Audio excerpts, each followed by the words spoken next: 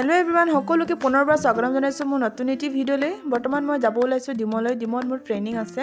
ইয়া মই ৰেডি হৈছো হেলমেট লগাই লৈছো হেলমেট মেইন হয় নিজৰ সেফটি কাৰণে যেহেতু মই স্কুটি চলাই যাম গতিকে আপোনালোক জলৈকে যায় হেলমেট পৰিধান কৰি যাব স্কুটি ডিকিটৰ ভৰাই লৈছো বহি কলম পানী বটল আৰু হাত দীঘল চোলা এটা যেহেতু ঘূৰি আহোতে ঠাণ্ডা লাগিব পাৰে মই বেগ নিয়া নাই যেহেতু স্কুটি চলাওতে অকমান কমফৰ্টেবল ফিল হ'ব লাগে হেয়ে মই যিখিনি প্ৰয়োজন হেগিনে লৈ গৈছো আৰু এতিয়া যাও আকৌ আহি লগ পাম এয়া ট্ৰেইনিংৰ পৰা আহিয়ে হাজবেণ্ড আৰু মই বজাৰ অলপ কৰিলো